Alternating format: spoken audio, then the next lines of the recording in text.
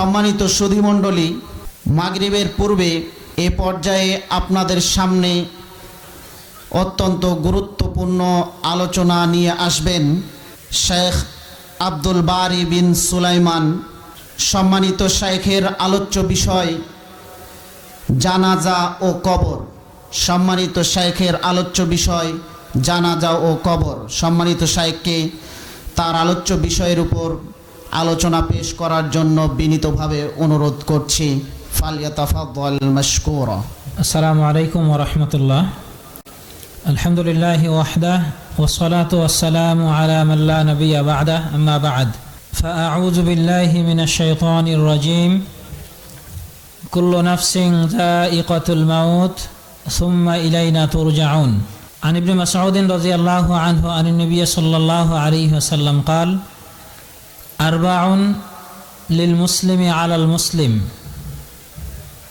ইযা ইয়াউদুহু ইযা মারিদ ওয়া ইয়াশহাদুহু ইযা মাত ওয়া ইউজিবুহু ইযা দাআ ওয়া ইউসাম্মিতুহু ইযা আতাশ। রাওয়াহুল বুখারী ফিল আদাবিল মুফরাদ। সালাফে কনফারেন্স 2022-এর উপস্থিত সম্মানিত শ্রোতামণ্ডলী, প্রশংসা আল্লাহর জন্য, যার অশেষ মেহেরবানিতে আমরা এই মহতী সভায় উপস্থিত হতে পেরেছি। সেই মহান রবের কৃতজ্ঞতা জ্ঞাপন করি, বলি আলহামদুলিল্লাহ। শান্তি অবতীর্ণ হোক নবী মুহাম্মদ সাল্লাল্লাহু আলাইহি ওয়াসাল্লামের উপরে, সকলে বলি সাল্লাল্লাহু আলাইহি ওয়াসাল্লাম। আমার সম্মানিত ওস্তাদ শেখ সাইদুর রহমান রিয়াজি, উনি আলোচনা করছিলেন মৃত্যুর খবর অজানা এই বিষয়ের উপরে। আমার আলোচনা শেখের আলোচনার কাছাকাছি, জানাজা ও কবর। তো মানুষ যখন মারা যায় তখনই তার লাশটা হয়ে যায় জানাজা। পরবর্তী বিধানগুলো সে ব্যক্তির জন্যই প্রযোজ্য হয়। তো মৃত্যু এমন এক মহাসত্য, যেই সত্য থেকে কোনো মানুষ পালিয়ে যাওয়ার সুযোগ পাবে না। মানুষ যেখানেই যাক মৃত্যু তাকে পাকড়াও করবেই।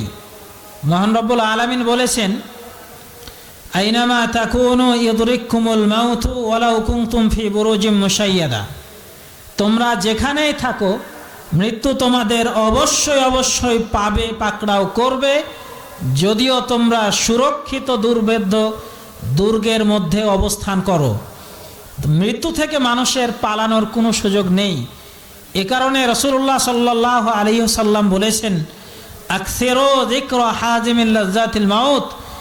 মানুষের ভোগ বিলাস, আশা আকাঙ্ক্ষা, কামনা বাসনা ইত্যাদির সব আশা যেটা শেষ করে দেয়, সেই মৃত্যুর কথা তোমরা বেশি বেশি স্মরণে রাখো।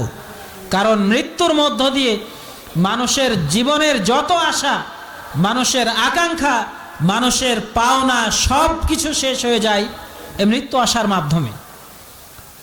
মৃত্যু আসার মাধ্যমে মানুষের দুনিয়ার সব কিছু শেষ হয়ে যায়, শুরু হয়ে যায় তার পরকালীন জীবন। আল্লাহ রাব্বুল আলামিন বলেছেন, কুল্লু নাফসিন যায়িকাতুল মাউত। প্রত্যেক নাফস, প্রত্যেক আত্মা, প্রত্যেক প্রাণীকে মৃত্যুর স্বাদ গ্রহণ করতে হবে।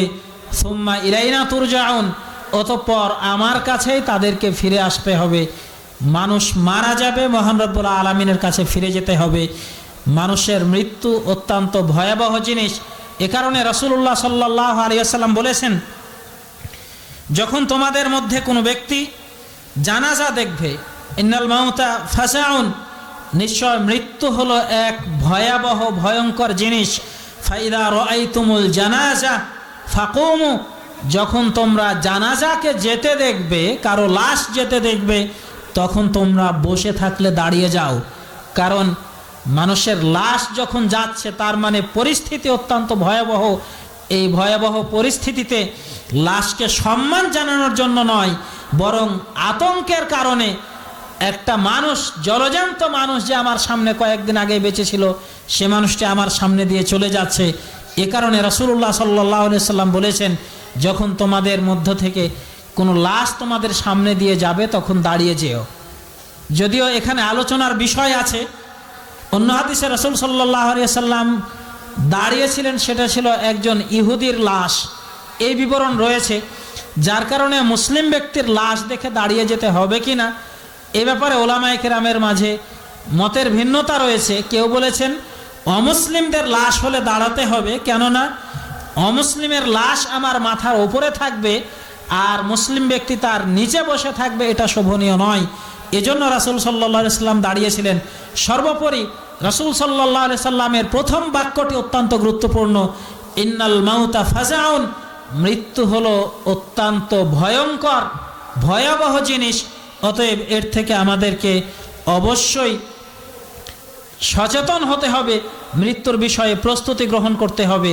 কারণ আমি দুনিয়াতে যতটুকু আমল করব এর ফলাফল পরকালে গিয়ে পাবো।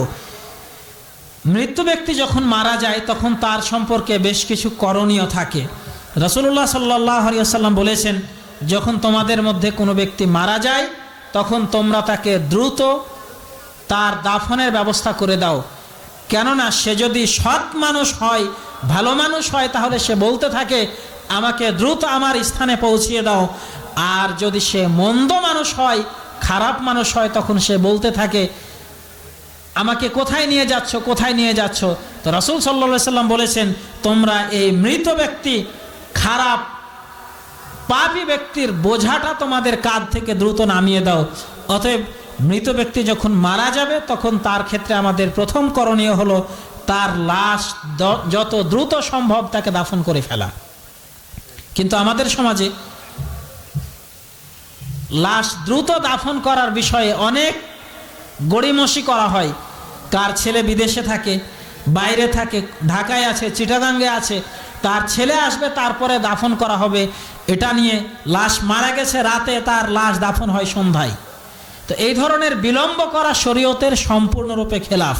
কোনো ব্যক্তি যদি মারা যায়, রাসূল সাল্লাল্লাহু আলাইহি সাল্লাম সম্ভবপর রাতে দাফন করতে নিষেধ করেছেন, কিন্তু যদি লাশ দীর্ঘ সময় থাকার আশঙ্কা থাকে তাহলে রাতের বেলাও লাশ দাফন করা যেতে পারে। কোনো ব্যক্তি যখন মারা যায় তার লাশ দাফন কাফন করার বিষয়ে কোনো ফজিলত আছে কিনা?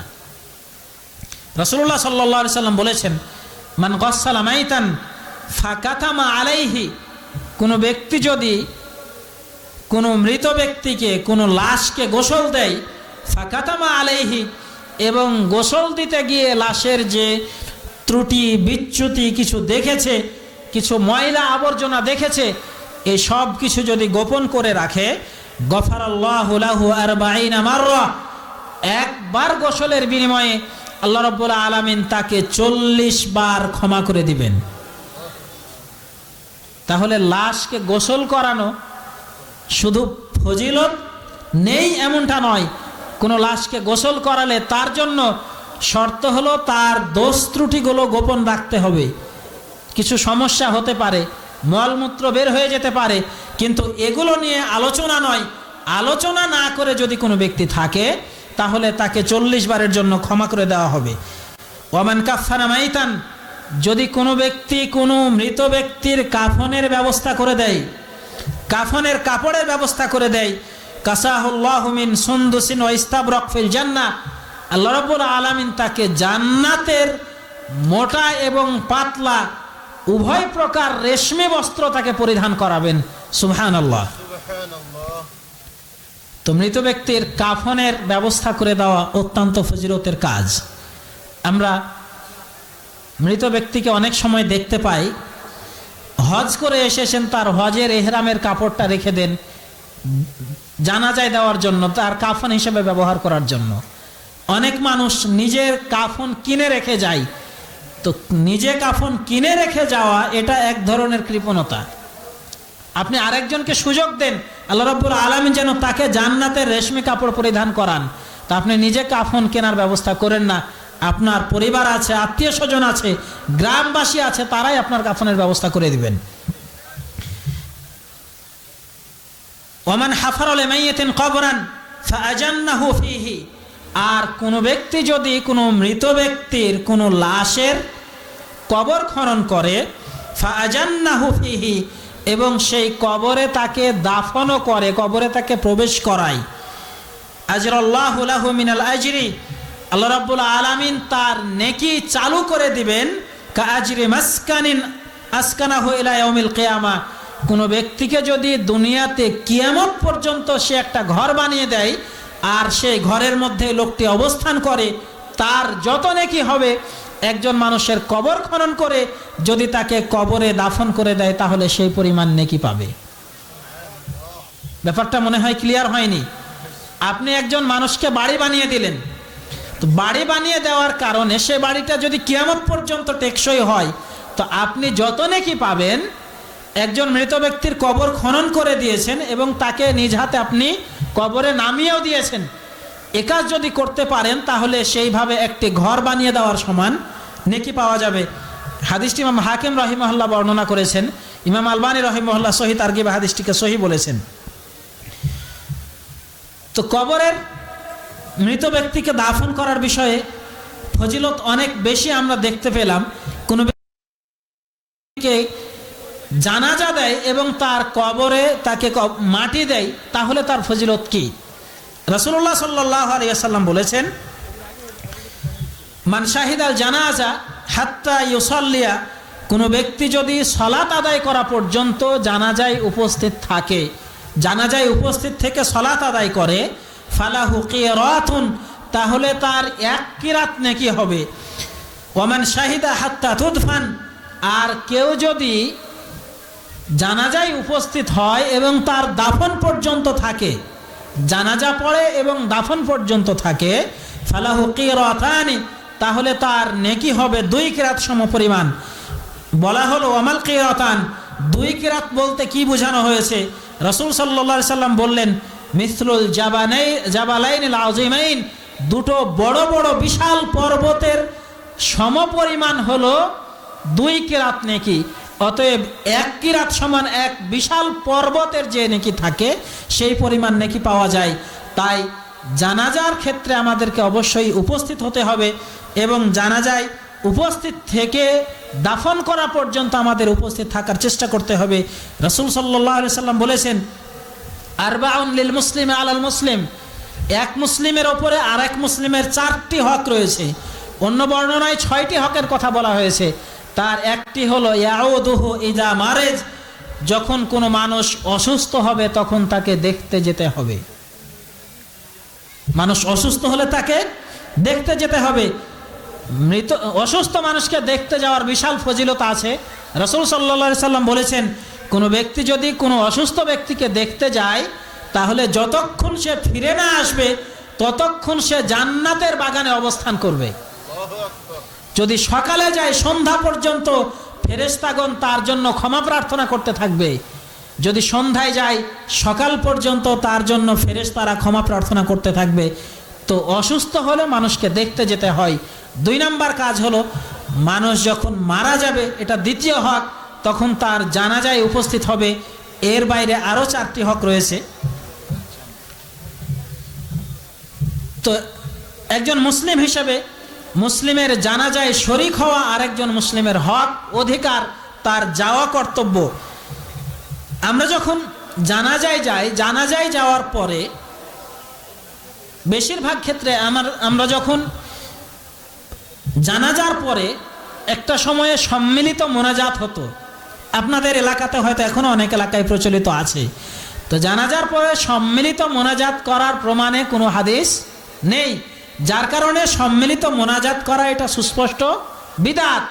কিন্তু এই বিদআত ফতোয়া পাওয়ার পরে আমাদের সহিহ আকীদার ভাইদের মধ্যে একটি ভুল পদ্ধতি চলে এসেছে। সেটা হলো, আমরা জানাজা দেওয়ার পরে মাটি দিয়ে সাথে সাথে হেঁটে চলে আসি, কিন্তু রাসূলুল্লাহ সাল্লাল্লাহু আলাইহি সাল্লামের যে নির্দেশনা সেটা থেকে সরাসরি চলে আসাটা প্রমাণিত হয় না। রাসূল সাল্লাল্লাহু আলাইহি সাল্লাম যখন জানাজার দাফন কার্য শেষ করতেন, ইদা ফারাগা মিন দাফনিল মাইয়িত, যখন মৃত ব্যক্তির দাফন কার্য শেষ করতেন, ওয়াকাফা আলাইহি ফাকাল, তারপর সেখানে দাঁড়িয়ে বলতেন, ইস্তাগফিরু লি আখিকুম, তোমরা তোমাদের ভাইয়ের জন্য ক্ষমা প্রার্থনা করো, ফা ইন্নাহুল আনা ইসআল, কারণ তাকে এখনই মুনকার নাকির এসে প্রশ্ন করবে। তো রাসূল সাল্লাল্লাহু আলাইহি সাল্লাম এখানে উপস্থিত লোকদের লক্ষ্য করে বলতেন, তোমরা তোমার ভাইয়ের জন্য ক্ষমা প্রার্থনা করো, ইস্তেগফার করো, এজন্য দোয়া পড়তে হয় আল্লাহুম্মা গফির লাহু ওয়া সাব্বিতহু। কি দোয়া পড়তে হয়? আল্লাহুম্মা গফির লাহু ওয়া সাব্বিতহু। তো আমরা না হয় বিদআতি মোনাজাত ছেড়েছি, কিন্তু এই দোয়াটা আমরা কখন বলি? এই দোয়া বলার সুযোগ হয় না, কারণ মাটি দেওয়ার সাথে সাথে আমরা বের হয়ে চলে আসি। তো রাসূল সাল্লাল্লাহু আলাইহি সাল্লাম যে উপস্থিত সাহাবা একরামকে লক্ষ্য করে সে কথা বললেন, তাতে প্রমাণিত হয় দাফন দিয়ে সাথে সাথে না এসে সকলের দাফন কার্য শেষ হওয়া পর্যন্ত অপেক্ষা করা উচিত। ওস্তাদ আলোচনার মধ্যে বলেছিলেন কবরের ওপরে খেজুরের ডাল পুঁতে দেওয়া নিষিদ্ধ, পুঁতে দেওয়া যাবে না। রাসূল সাল্লাল্লাহু আলাইহি সাল্লাম যেটা পুঁতে দিয়েছিলেন সেটা ছিল ওয়াহি, ওয়াহির মাধ্যমে জেনে তিনি পুঁতেছিলেন। আমাদের খেজুরের ডাল পুঁতে দেওয়া উচিত নয়, সেটা যাবে না। তবে কবরের ওপরে পানি ছেটানো যেতে পারে যেন মাটিগুলো বসে যায়। রাসূল সাল্লাল্লাহু আলাইহি সাল্লামের কবরের ওপরে, এবং তিনি উসমান ইবনে মাযউন রাদিয়াল্লাহু আনহু তার কবরের ওপরে তিনি পানি ছিটিয়ে দিয়েছিলেন। অতএব কবরের ওপরে পানি ছিটানো যেতে পারে, শুধুমাত্র কবরের মাটিগুলোকে যেন জমে যায় সেজন্য। এর বাইরে পানি ছিটিয়ে দিলে কোনো উপকার হবে এ ধরনের কোনো প্রমাণ নেই। কবরে আমরা অনেক সময় পাকা করে থাকি, কবরের গায়ে নাম লিখে থাকি, ইত্যাদি অনেক কিছু করে থাকি। এগুলো থেকে বিরত থাকতে হবে, কারণ কবর পাকা করা নিষিদ্ধ, সে ব্যাপারে আপনারা অবগত আছেন। ওস্তাদ যে আলোচনা করতে গিয়ে বলেছিলেন কবর খননের পদ্ধতি, লাহাদ কবরের কথা বলেছিলেন, কবরের মধ্যে লাশকে প্রবেশ করাতে হবে কোন দিক থেকে সে কথা বলেছিলেন। ওস্তাদের কথার মধ্যে শুধু আমি একটা কথা যুক্ত করব, আমাদের দেশে কবরগুলো দেওয়া হয় পশ্চিম দিক থেকে, মানে যে প্রথমে মারা গেছে তার কবর সবার পশ্চিমে, তারপরে তার আগে, তারপরে তার আগে, যার কারণে অটোমেটিকলি আমাদের খাটিয়াগুলো চলে যায় পূর্ব দিকে। এই সিস্টেমে রাখা হয়। কিন্তু সুন্নাতি পদ্ধতি হলো মৃত ব্যক্তিকে কবরে প্রবেশ করাতে হবে তার পায়ের দিক থেকে। তো তার পায়ের দিক থেকে মানে দক্ষিণ দিক থেকে। তো দক্ষিণ আমাদের এদিকে, এই ডান পাশে দক্ষিণ। তো খাটিয়া রাখতে হবে সেই দিকে। খাটিয়া রাখার পরে 2-3 জনে ধরাধরি করে মাথাটা দিয়ে ধীরে ধীরে ঠেলে দিতে হবে। এইভাবে কবরের মধ্যে লাশ প্রবেশ করাতে হবে, যেটা অনেক এলাকাতেই করা হয় না। আমি জানি না কোন এলাকায় করা হয়, আমাদের এলাকায় করা হয় না। তো সে বিষয়গুলো আমাদের সকলকে লক্ষ্য রাখতে হবে। আল্লাহ রাব্বুল আলামিন বিষয়গুলোকে আমাদের বোঝার এবং আমল করার তৌফিক দান করুন। আল্লাহুম্মা আমিন। আসসালামু আলাইকুম ওয়া রাহমাতুল্লাহি ওয়া বারাকাতুহু।